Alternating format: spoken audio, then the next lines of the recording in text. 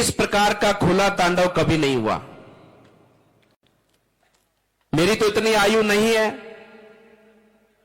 राजनीतिक आयु भी कम है, वैसे भी कम है।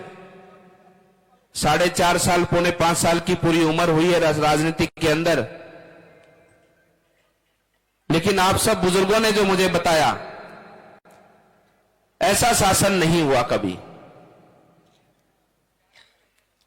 यहां पर बैठे हमारे इस पूरे विधानसभा के सभी मतदाता बंधु हमारे यहां पर आए हैं। आप सब लोग बातों को सुन रहे हैं, आपके माध्यम से, सोशल मीडिया के माध्यम से ये बातें गली गली तक, ढानी ढानी तक पहुंचेंगी। मेरा आपसे निवेदन है, ये चुनाव जो आज वर्तमान में राजस्थान में हो रहा है, चुनाव हर 5 वर्ष में होता है, विधानसभा लोकसभा का। लेकिन ये चुनाव जो वर्तमान समय में है, ये बहुत महत्वपूर्ण चुनाव है। ये चुनाव हमारा व्यक्तिगत चुनाव नहीं है, हमारे व्यक्तिगत रिश्ते नातों का चुनाव नहीं है,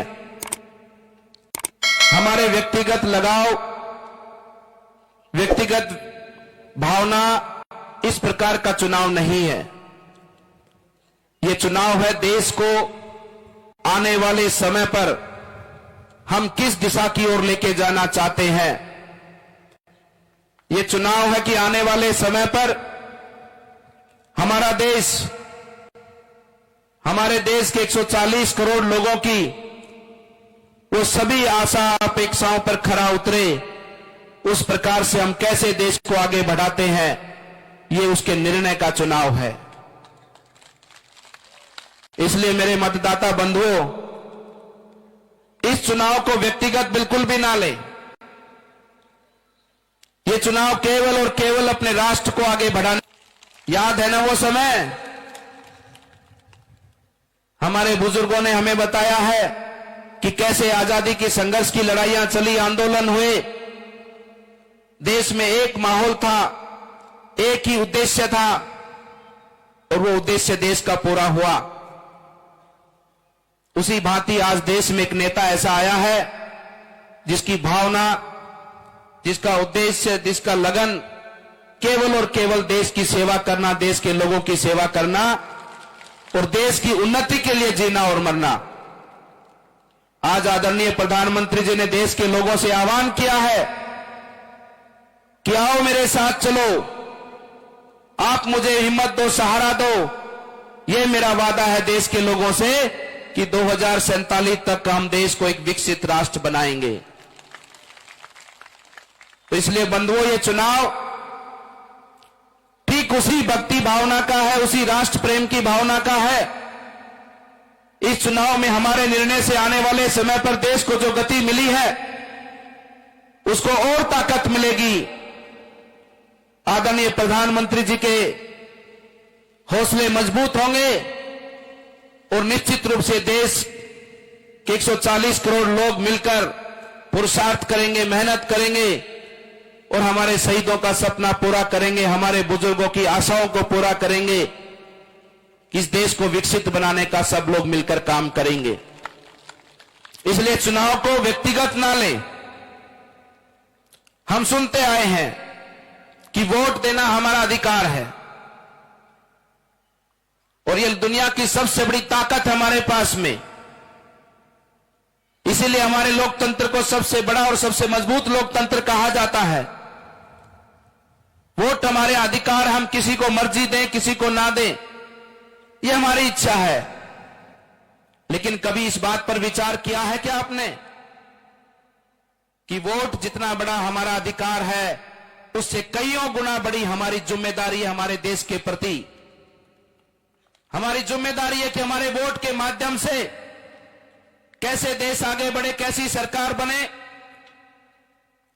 हम तो अच्छा ही सोचकर वोट देते हैं, विश्वास कर वोट देते हैं। लेकिन आपने आजादी से लेकर अब वर्तमान समय तक कांग्रेस को बहुत बार देख चुके हैं। कितनी बार देखेंगे? या किसान बैठे हैं, पूरी सभा में एक एक व्यक्ति किसान है, कोई भी व्यक्ति ऐसा नहीं जो किसानी नहीं करता हो। आपसे इतना बड़ा झूठ इन लोगों ने बोला, 10 दिन में कर्जा माफ करने की बात कही। क्या कोई किसान अपनी धरती माता पर खड़ा होकर इस कांग्रेस को वोट देने का मन उसका करता है क्या किसी का?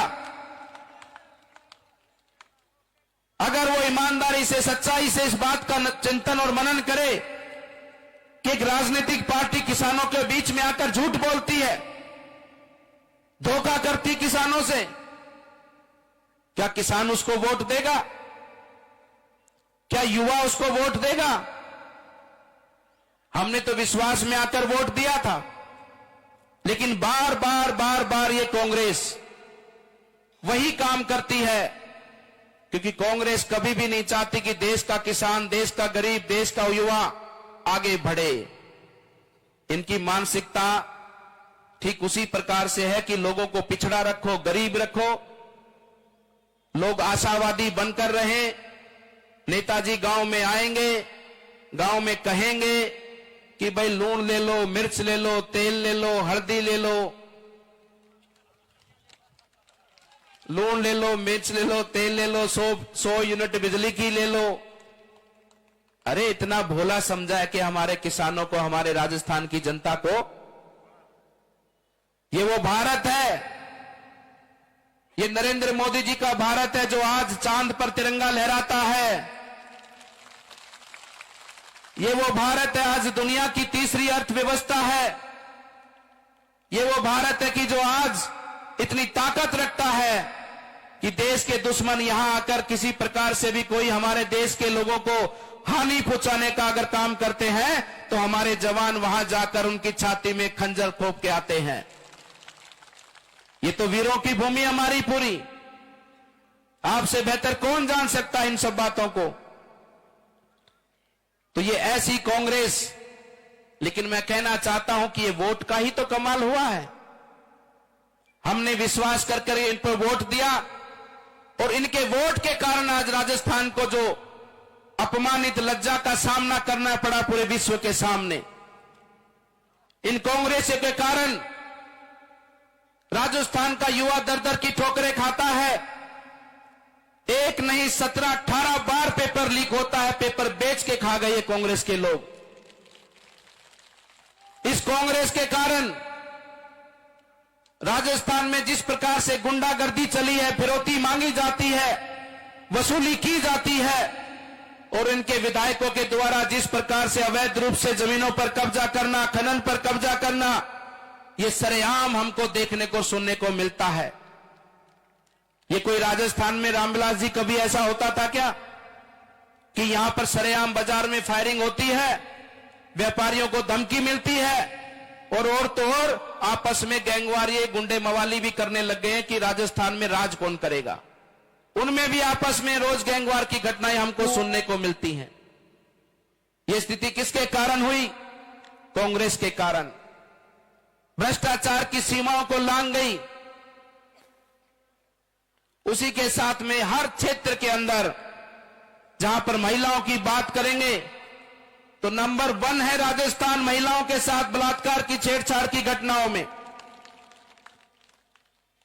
ये राजस्थान के अंदर ऐसा हो, हम राजस्थान वासियों को जिस प्रकार से अपमानित इस कांग्रेस शासन में होने का ये जो हमको देखना पड़ा है कि राजस्थान में भीलवाड़ा के अंदर एक बच्ची को, 11 साल की बच्ची के साथ में बलात्कार होता है, डंडों से पीटा जाता है, मारा जाता है, नहीं मरती है तो जिंदा भट्टी में जला दिया जाता है। ऐसी घटना राजस्थान क्या सहेगा?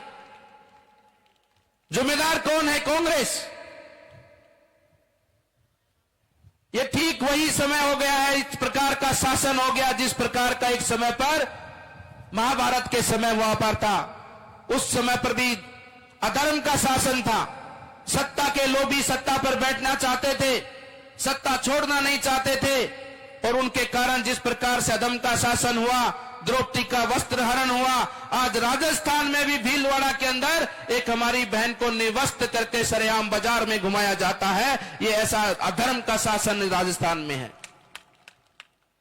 इसलिए बंधुओं, हर जगह पर देख लो तुष्टीकरण की राजनीति, तुष्टीकरण की राजनीति की पराकाष्ठाओं को पार किया है। हमारे हिंदू सनातन धर्म के पर्व त्योहारों पर फतवे जारी होते हैं, धारा 144 लगाई जाती है कि आपकी यात्रा नहीं निकलेगी, और उधर उदयपुर में पीएफआई को परमिशन दी जाती है कि आप निकालो यात्रा, कोई आपको रोकने वाला नहीं है।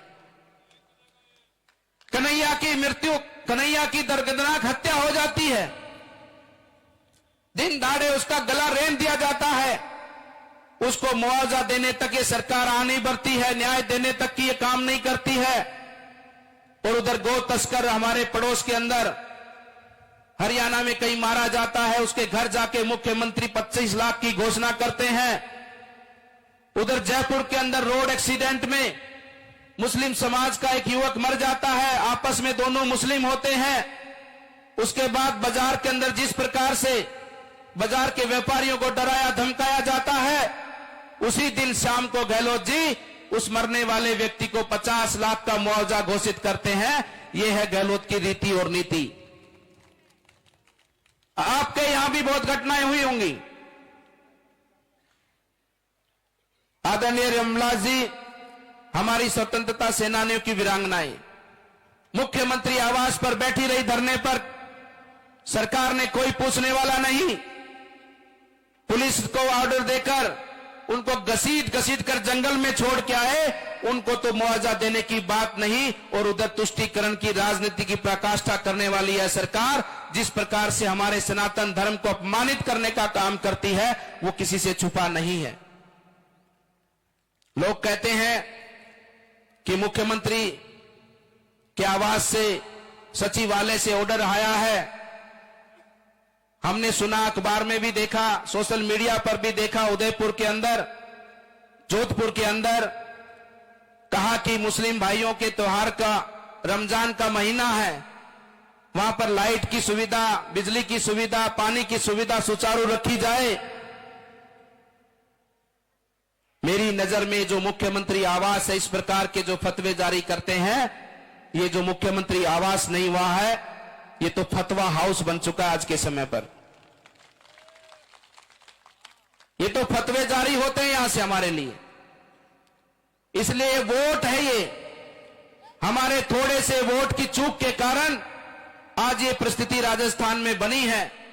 और एक तरफ हमारा वोट 2014 में दिया, 2019 में दिया, हमने सोच समझकर वोट दिया, और उस वोट की ताकत देखिए। 500 सालों से हमारा देश का नागरिक, हमारा सनातन धर्मी भगवान राम के लिए मरता था, जीता था कि राम मंदिर बने, राम मंदिर बने। और ये भारतीय जनता पार्टी संकल्प लेकर देश के लोगों के बीच में गई, देश के लोगों ने वो ताकत दी, और जैसे ही आपकी ताकत पूरी मजबूती में आई, तो आपके सामने आपकी वोट की ताकत से राम मंदिर भी बनने जा रहा है। और आने वाली 22 जनवरी को भगवान रामलला विराजमान होंगे अपने आसन पर। यह आपके वोट की ताकत है,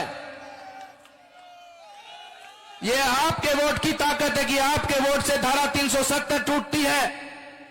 देश में करोड़ों माताओं बहनों के घर में रसोई गैस का सिलेंडर पहुंचता है, शौचालय बनते हैं, प्रधानमंत्री आवास बनते हैं, राशन पहुंचता है। और आज पूरी दुनिया भारत का सम्मान करती है, पूरी दुनिया भारत की ओर इस कदर देखती है कि ये भारत ही है, ये भारत की संस्कृति ही है जो देश को, पूरी दुनिया को आगे लेकर बढ़ सकती है, सबको एक सम्मान के साथ में, एक परिवार के साथ में लेकर बढ़ सकती है। ये आपके वोट के कारण हुआ है। इसलिए चुनाव में कोई व्यक्तिगत कुछ नहीं है, ये चुनाव केवल और केवल राजस्थान के विकास को आगे ले जाने वाला चुनाव है, हमारे देश को आगे विकास के पथ पर गति देने वाला चुनाव है।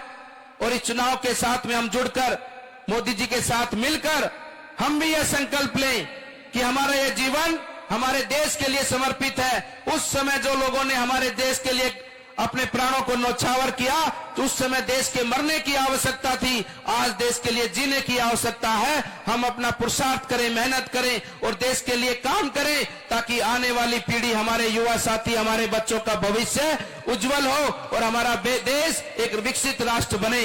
इस भाव से इस चुनाव को लेते हुए, इस चुनाव में एक एक भाई से मैं निवेदन करूंगा, आप इस सभा में बड़ी संख्या में उपस्थित हैं। आपसे कहना चाहूंगा, इस सभा के बाद में जहां जहां भी जिस स्थान पर जाएं, जिस गांव में भी जाएं, जिस विधानसभा में भी जाएं, ये चुनाव देश के लिए लड़ा जा रहा है, देश के भविष्य के लिए लड़ा जा रहा है। राजस्थान में बहन बेटियों के सम्मान के लिए लड़ा जा रहा है, बुजुर्गों के आशीर्वाद के लिए लड़ा जा रहा है, युवा साथियों के सपनों के लिए लड़ा जा रहा है, किसानों की उम्मीदों के लिए लड़ा जा रहा है। ये चुनाव उज्जवल भविष्य हमारे राजस्थान का हो। और जिस प्रकार से सूरजगढ़ ये विधानसभा है, यहां से सूरज निकलना चाहिए, कमल खिलना चाहिए और आने वाले समय पर राजस्थान का विकास माननीय प्रधानमंत्री जी के साथ मिलकर देश को आगे बढ़ाने वाला विकास का कार्य 2047 तक हमें रुकना नहीं है। और देश को विकसित राष्ट्र बनाने तक ये हमारा संकल्प रहना चाहिए कि हम ऐसे व्यक्ति के साथ मिलकर, ऐसे संगठन के साथ मिलकर जो देश हित की भावना के साथ में, देश के विकास की भावना के साथ में कार्य करते हैं, इसमें व्यक्तिगत स्वार्थ नहीं, देश का हित मानकर इन सब बातों को हम सबको मिलकर आगे बढ़ाना चाहिए। ये हमारा चुनाव व्यक्तिगत चुनाव नहीं, ये देश को समर्पित रहने वाला चुनाव है और आने वाले चुनाव भी देश के समर्पित रहने वाले हों, ऐसा संकल्प हम यहां से लेकर आगे बढ़े। और पुनः मैं आप सबसे यह भी कहना चाहता हूं, भाई थारी कोई जानकारी तिजारा में भी होगी है सके, और थारी कोई जानकारी कोई पड़ोस की विधानसभा में भी होगी सह कन्या सह, सारी जानकारियां काट लियो, सारा फोन कर दियो, कदे ना करो। माने भी बोल लिया थार ली भाषा, मैं भी अठे रेवड़ा सा, थार पड़ोस में हनुमानगढ़ में तो रहता, क्यों जी बठहरे अठर की भाषा में कोई खास फर्क तो कोई नहीं है, एकदम फिट है नहीं। तो इसलिए आप सबसे निवेदन है, जहां भी संपर्क है, जिनसे भी संपर्क है, सबसे बात करो और कमल का फूल खिलाओ। ये कमल के फूल पर बैठकर भारत माता निश्चित रूप से आने वाले समय पर एक विकसित राष्ट्र बने, ऐसा संकल्प और ऐसी आशा हम सब की होनी चाहिए। मैं पुनः सभी का बहुत बहुत धन्यवाद, अभिनंदन करता हूं, क्योंकि हम 15-20 मिनट लेट हो चुके हैं। और मेरा पूरा निवेदन है कि हमारा आना सार्थक हो और हमारी बड़ी बहन जी श्री सभी बैठे रहे, एक बार संतोष अहलावत जी विजयी हो, बैठे रहे। ऐसा आशीर्वाद जनता जनार्दन से मैं मांगना चाहता हूं। आशीर्वाद देंगे दोनों हाथों से, सभी बैठे रहे, अभी काफी कार्यक्रम चलेगा। दोनों हाथों से आशीर्वाद देकर इनको विजयी बनाने का आशीर्वाद दें। और मेरे साथ जोर से बोलिए, भारत माता की, भारत माता की, धर्म की, धर्म की, धर्म की, अधर्म का, अधर्म का, प्राणियों में, प्राणियों में, विश्व का, विश्व का, बोलो भारत माता की। धन्यवाद।